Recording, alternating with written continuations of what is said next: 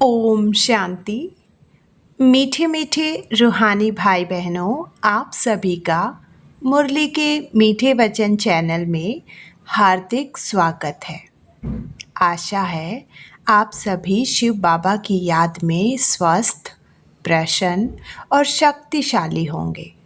सबसे पहले आप सभी का दिल से धन्यवाद। पिछली वीडियो में आपने बताया कि आप हरियाणा, उत्तर प्रदेश, हिमाचल प्रदेश, राजस्थान, दिल्ली, पंजाब, उड़ीसा, असम, महाराष्ट्र और भारत के अनेक स्थानों से मुरली सुन रहे हैं। आप सभी का स्नेह और सहयोग हमारे लिए बहुत प्रेरणादायक है। आइए अब आज की अमृत वेला मुरली के अनमोल महावाक्यों और गहन ज्ञान पर मनन करते हैं। बाबा की श्रीमत को अपने जीवन में धारण करें और इस दिव्य ज्ञान को अधिक से अधिक आत्माओं तक पहुंचाने का निमित्त बने। बाबा कहते हैं, पवित्रता ही सच्चे राजयोगी की पहचान है। काम विकार महाशत्रु है, इससे दूर रहना ही कल्याण है। चलते फिरते शिव बाबा को याद करना ही सच्चा राजयोग है। बाप को याद करो, स्वर्ग की बादशाही का अधिकार पाओ। ज्ञान का एक एक रतन जीवन को अमूल्य बना देता है। ये सब थे आज की मुरली के महावाक्य। अब आइए प्रेम से सुनते हैं 3 अगस्त 2026 की अमृतवाणी। लेकिन उससे पहले सच्चे दिल से बाबा को याद करके कमेंट में ओम शांति जरूर लिखिएगा। और आप चाहते हो बाबा की मुरली को हर रोज़ सुनना, तो मुरली के मीठे वचन चैनल को सब्सक्राइब करना मत भूलिएगा। मीठे बच्चे, तुम सच्चे सच्चे राज ऋषि, राजयोगी हो। तुम्हें रज़ाई के लिए पवित्र जरूर बनना है। प्रश्न, कौन सा अटेंशन रज़ाई के लायक बना देता है? उत्तर, अगर पढ़ाई पर पूरा अटेंशन है तो रज़ाई मिल जाती है। बाप जो सुनाते हैं उसे अच्छी रीति सुनकर धारण करो। बाप ने सुनाया और बच्चों ने सुना तो रज़ाई मिल जाएगी। अगर सुनते समय उबासी देते व झुटका खाते, बुद्धि भटकती तो रज़ाई गवा देंगे। इसलिए पढ़ाई पर पूरा अटेंशन दो। गीत, हमें उन राहों पर चलना है। ओम शांति। रूहानी बाप रूहानी बच्चों प्रति समझा रहे हैं। आज बच्चों को हठ योग और राजयोग पर समझाते हैं। बच्चों को मालूम है वह जो भी सिखलाते हैं सब है हठ योग, क्योंकि वह कर्म सन्यासी है। वास्तव में गृहस्थियों को हठ योग, कर्म संन्यास सीखना नहीं है। वह तो है ही निवृत्ति मार्ग। वह धर्म ही अलग है। तुम्हारा धर्म देवी देवता धर्म है। जिन देवी देवताओं ने राजयोग से ही राज्य पाया है, अभी तुम राज ऋषि हो। ऋषि उन्हों को कहा जाता है जो पवित्र रहते हैं। तुम अभी पवित्र हो। अगर पवित्र न रहे तो उनको ऋषि नहीं कहा जाता। तुम रज़ाई पाने के लिए पवित्र बनते हो। वह कोई रज़ाई पाने के लिए पवित्र नहीं बनते। तुम जानते हो कि पवित्र दुनिया में हमको पवित्र रज़ाई थी। भारत में ही 5000 वर्ष पहले देवी देवताओं का पूज्य पवित्र प्रवृत्ति मार्ग था। अभी पुजारी पतित बन पड़े हैं। पतित कैसे बने? 84 जन्मों का हिसाब है ना? बाप जो सहज राजयोग सिखला रहे हैं वही तुमको 84 जन्मों का हिसाब बतलाते हैं। दूसरे धर्म को सन्यास धर्म वाले क्या जाने। यह है देवी देवताओं का प्राचीन धर्म। वह है पिछले वाला धर्म। जो पास्ट हो गए हैं उनको सन्यासी समझ न सके। तुम जानते हो हठ योग अनेक प्रकार के हैं। द्वापर से भक्ति मार्ग के साथ हठ योग शुरू होता है। अभी फिर है राजयोग। वह हठ योग जन्म बाई जन्म सीखते आए हैं। राजयोग तुम एक जन्म में ही सीखते हो। उनको जन्म बाय जन्म पुनर्जन्म लेकर हठ योग सीखना ही है। तुमको राजयोग सीखने के लिए पुनर्जन्म नहीं लेना पड़ता। यह राजयोग तुम सिर्फ संगम पर ही सीखते हो। रज़ाई मिल गई, स्वर्ग हो गया, फिर और सब धर्म खत्म हो जाते हैं। तुम राज ऋषि हो। राधे कृष्ण भी पवित्र है ना? श्री कृष्ण को महात्मा भी कहते हैं। महात्मा पवित्र होते हैं। तुम भी अभी महात्मा व राज ऋषि हो। महात्मा अर्थात पवित्र महान आत्मा। यह बातें कोई शास्त्रों में नहीं है। शास्त्र तो बाद में बनते हैं। कहानियों मिसल बैठ लिखते हैं। जो पास्ट हो जाता है वह बैठ खेल बनाते हैं। सच्चा तो नहीं है। अब बाप बच्चों को प्रैक्टिकल में पढ़ाते हैं। उनकी फिर हिस्ट्री बनाई है। यादव, कौरव, पांडव थे। जरूर संगम पर होंगे। संगम युग की हिस्ट्री बैठ बनाई है। त्योहार भी सभी संगम युग के हैं। राखी बंधन भी पवित्रता पर है। पीछे फिर उनका यादगार चलता है। यहाँ बाप भी सभी को पवित्र बनाए प्रतिज्ञा कराते हैं। सिख लोग कंगन पहनते हैं, वह भी पवित्रता की निशानी है। हिंदू लोग जनेऊ पहनते हैं, वह भी पवित्रता की निशानी है, परंतु पवित्र रहते नहीं हैं। राखी बंधवाते हैं, अर्थ थोड़े ही समझते हैं। आगे ब्राह्मण लोग राखी बांधते थे, अभी बहन भाई को राखी बांधती है, वह खर्ची देते हैं। वह सब अभी फैशन पड़ा है। वास्तव में यह है पवित्रता की बात। बाप कहते हैं बच्चे काम महाशत्रु है। वह ब्राह्मण लोग कोई ऐसे नहीं समझाते हैं। अभी बेहद का बाप कहते हैं बच्चे प्रतिज्ञा करो, हम पवित्र बनेंगे, कभी विकार में नहीं जाएंगे। बुलाते भी इसलिए हो कि आकर पतितों को पावन बनाओ। सतयुग त्रेता में कोई नहीं बुलाते। वह है ही राम राज्य। यह है रावण राज्य। राम राज्य में 5 विकार होते नहीं, यथा राजा रानी तथा प्रजा। अभी तुम बच्चे जानते हो हम बाबा से स्वर्ग की बादशाही ले रहे हैं। इस नर्क से जाना जरूर है। बाबा आया है पावन बनाकर स्वर्ग में ले जाने। फिर तो हम क्यों नहीं पावन बने? उन्हों के हठ योग तो अनेक प्रकार के हैं। जयपुर के म्यूजियम में जाकर देखो, कितनी वैरायटी है हठ योगियों की। उनसे होता कुछ भी नहीं, सीढ़ी नीचे उतरते ही जाते। बाप ने समझाया है भारत जब पतित बनता है, रावण का राज्य होता है, तो धरनी हिलने लगती है। सोने के महल आदि सब नीचे चले जाते हैं। महलों आदि को कोई लूटा थोड़े ही है, वह तो सिर्फ मंदिरों को लूटा है। कुछ जेवर सोना आदि ले गए हैं। जेवरों का सबसे जास्ती शौक तुमको है। तुम स्वर्ग में आते ही जेवर पहनते हो, राज्य करते हो, और धर्म वाले आते ही राज्य नहीं करते हैं। तुम बेहद के बाप से स्वर्ग की बादशाही का वर्षा लेते हो।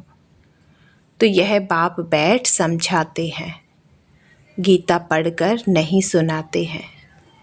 गीता में जो कुछ लिखा है वह सब मैंने कहा नहीं है।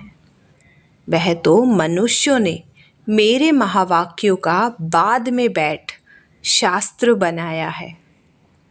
हमने जो तुमको सुनाया वह तुमने ही सुना और फिर जाकर रज़ाई की। वहाँ यह ज्ञान नहीं रहता। यहाँ तो बाप टीचर बैठ शिक्षा देते हैं। बाप तो हिंदी में ही समझाते हैं। यहाँ सब हिंदी हिंदी कहते रहते हैं ना, उन्हों की भाषा है। वास्तव में प्राचीन भाषा हिंदी ही है, न कि संस्कृत। यह संस्कृत तो शंकराचार्य के बाद निकली है। जो आते हैं वह अपनी भाषा चलाते हैं। बाकी ऐसे नहीं कि बाबा ने गीता संस्कृत में सुनाई है, नहीं। गुरु नानक का अपना ग्रंथ है। उसने सिख धर्म स्थापन किया। उनको भी अवतार मानते हैं। उसमें राजाएं भी होते हैं, सन्यासियों में रजाई नहीं है। बाबा ने समझाया है, बुद्ध, क्राइस्ट आदि पहले गृहस्थी आत्मा थे। अब गृहस्थी पतित आत्मा तो धर्म स्थापन कर न सके। उनमें पवित्र आत्मा आई जिसने धर्म स्थापन किया। दूसरे धर्म तो किस्म किस्म के बहुत हैं। आकर अपना छोटा मठ पंथ स्थापन करते हैं। झाड़ में भी दिखाया है ना।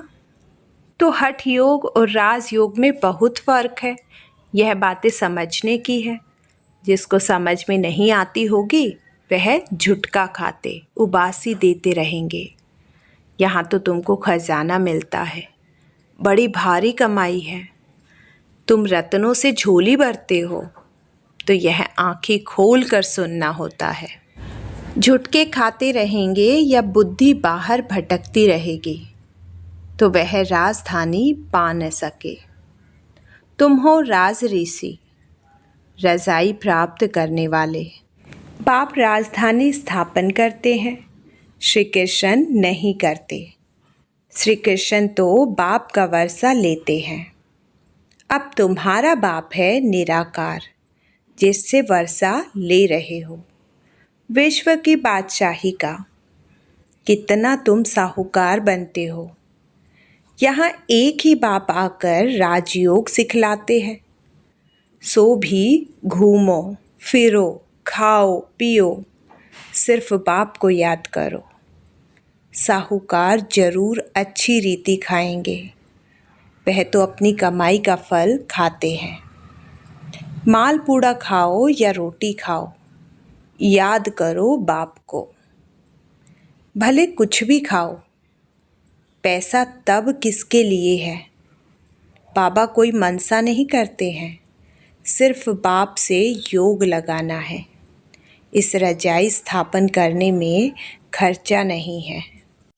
उस लड़ाई आदि में कितना खर्चा होता है, एरोप्लेन में कितना खर्चा होता है।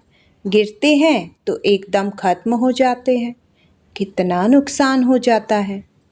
तो बाप कहते हैं चलते फिरते बाप को याद करो, स्वदर्शन चक्र फिराते रहो। हमने 84 जन्म पूरे किए हैं, अब चले वतन की ओर। घर जाकर फिर आए रजाई करेंगे। तुम एक्टर्स हो ना। वह बाइस्कोप तो 2-2.5 घंटा चलते हैं। यह बेहद का नाटक 5000 वर्ष चलता है। इनको मनुष्य ही जान सकते। यह दुनिया है कांटों का जंगल। बड़े ते बड़ा कांटा है विकार का, जो आदि मध्य अंत दुख देते हैं। दूसरे नंबर का कांटा है क्रोध। उनकी निशानी यह महाभारत लड़ाई देखो। कोई बात में गुस्सा आया तो झट बॉम्ब शुरू कर देंगे। अभी तो ऐसे ऐसे बॉम्ब्स बनाए हैं जो बात मत पूछो। सतयुग में कोई लड़ाई आदि होती नहीं। संगम पर ही यह महाभारत लड़ाई दिखाई है। दूसरे कोई शास्त्र में लड़ाई की बात ही नहीं। वहाँ तो सारे विश्व के तुम मालिक रहते हो, लड़ाई की बात हो न सके। शास्त्रों में असुरों और देवताओं की लड़ाई दिखाई है, परंतु देवताएं अहिंसक हैं। तुम योग बल से विश्व के मालिक बनते हो। यह है साइलेंस बल। इसमें कुछ तुमको बोलना नहीं है। याद के बल से तुम बाबा से विश्व की बादशाही लेते हो। फर्क देखो कितना है। साइंस बल से विनाश होता है, उसी ही साइंस से फिर सतयुग में सुख देखेंगे। साइंस से इन्वेंशन करते हैं, वह तो सुख के लिए करते हैं, यह भी आकर कुछ ज्ञान लेंगे। प्रदर्शनी में तो सभी आते हैं, आगे चल सब आएंगे।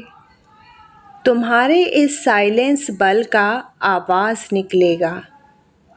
तुम प्रश्न पूछते हो, गीता का भगवान कौन?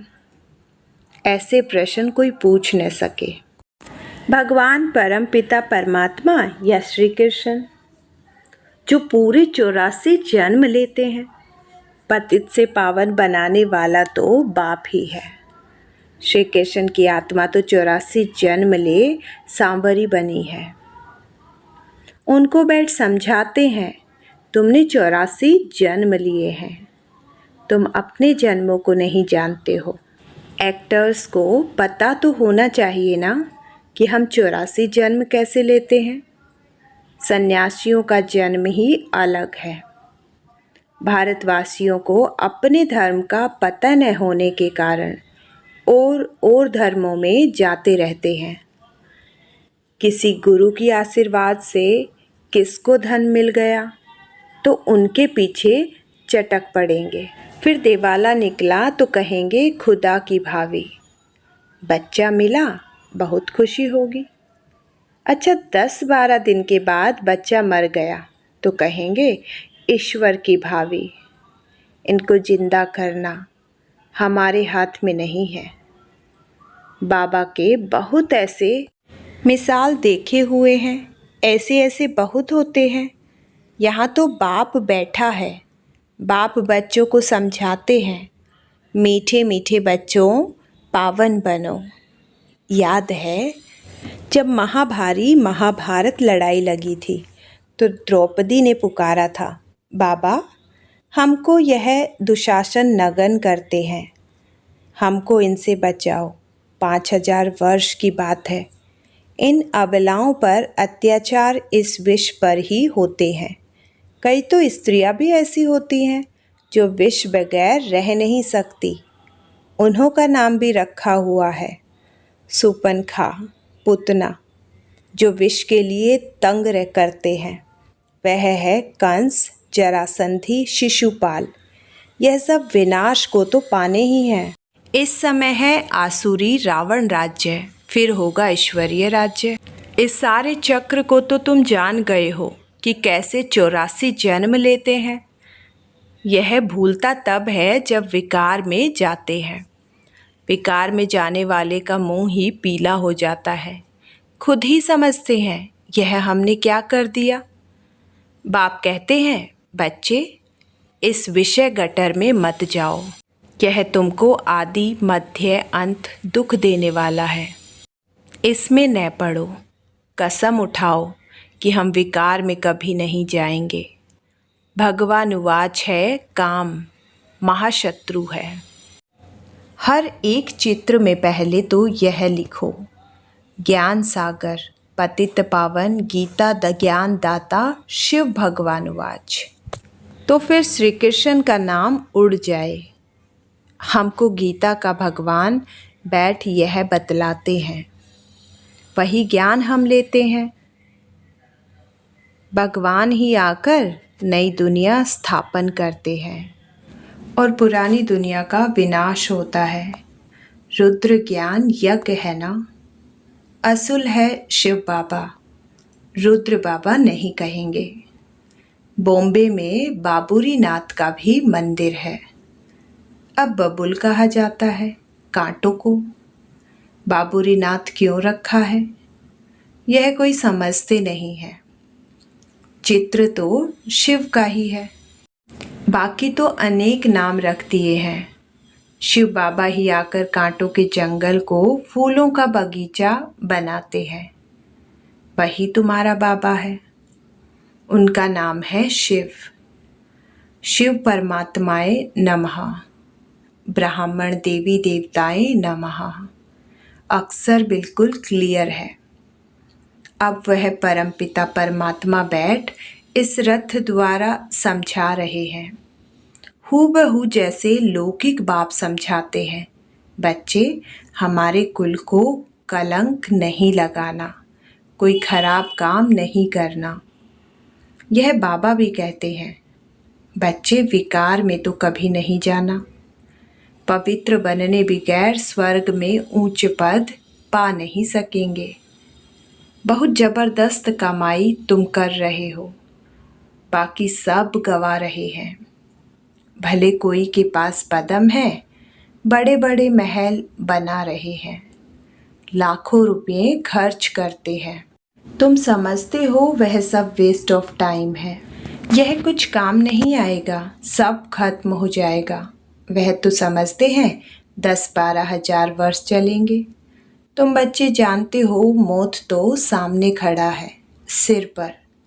थोड़े समय के अंदर यह अर्थक्वेक आदि हो सब डावाडोल हो जाएगा। अर्थक्वेक आदि में अनगिनत मर जाते हैं। अब तो विनाश होना ही है।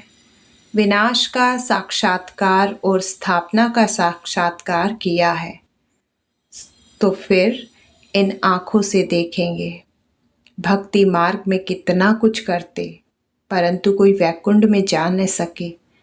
ज्ञान बगैर सद्गति हो न सके। यह सब भक्ति मार्ग के खिलौने हैं। अच्छा, मीठे मीठे सिकिलते बच्चों, प्रति माता पिता बाप दादा का याद प्यार और गुड मॉर्निंग। रूहानी बाप की रूहानी बच्चों को नमस्ते। धारणा के लिए मुख्य सार। नंबर 1, कूल कलंकित करने वाला कोई भी खराब काम नहीं करना है। पवित्र बनने की अपने आप से प्रतिज्ञा करनी है। नंबर 2, अब अपना टाइम मनी वेस्ट नहीं करना है। फूलों के बगीचे में चलने के लिए कांटे निकाल देने हैं। वरदान, अलौकिक खेल और खिलौनों से खेलते हुए सदा शक्तिशाली बनने वाले अचल अढोल भव। अलौकिक जीवन में माया के विघ्न आना भी एक खेल है। जैसे शारीरिक शक्ति के लिए खेल कराया जाता है, ऐसे अलौकिक युग में परिस्थितियों को खिलौना समझकर यह अलौकिक खेल खेलो। इनसे डरो व घबराओ नहीं। सर्व संकल्पों सहित स्वयं को बाप दादा पर बलिहार कर दो, तो माया कभी वार नहीं कर सकती। रोज अमृत वेले साक्षी बन स्वयं का सर्व शक्तियों से श्रृंगार करो, तो अचल अढोल रहेंगे। स्लोगन, कोई भी संसार समाचार सुनना सुनाना, यह भी स्वयं में किचड़ा जमा करना है। अव्यक्त इशारे, अपवित्रता के बीज को भी समाप्त कर संपूर्ण स्वच्छ पवित्र बनो। बाप दादा का मुख्य फरमान है, निरंतर याद में रहो और मन वाणी कर्म से पवित्र बनो। संकल्प में भी अपवित्रता व अशुद्धता न हो, इसको कहते हैं संपूर्ण पवित्र। संकल्प में भी अगर पुराने अशुद्ध संस्कार टच करते हैं, व्यर्थ संकल्प चलते हैं या स्वैपन आते हैं, तो भी संपूर्ण पवित्र नहीं कहेंगे। इसलिए पवित्र भाव व योगी भाव के पहले पाठ को स्वरूप में लाओ, तब ही बाप समान और बाप के समीप आने के अधिकारी बन सकते हो। तो आज की मुरली से आपको कौन सी सीख सबसे अधिक पसंद आई, कृपया कमेंट में अवश्य लिखें। आपके अनुभव और विचार पढ़कर बहुत अच्छा लगता है। यदि आपको आज की मुरली से शक्ति और प्रेरणा मिली, तो इसे अपने परिवार, मित्रों और ब्राह्मण परिवार के साथ अवश्य साझा करें, ताकि बाबा का यह दिव्य ज्ञान अधिक से अधिक आत्माओं तक पहुँचे। अगर आप हमारे चैनल पर नए हैं और आप मुरली सुनना चाहते हो, तो ऐसे ही प्रतिदिन प्रातः मुरली सुनने के लिए चैनल को सब्सक्राइब करें और बेल आइकॉन अवश्य दबाएं। और अब सच्चे दिल से बाबा को याद करके कमेंट में ओम शांति जरूर लिखिएगा।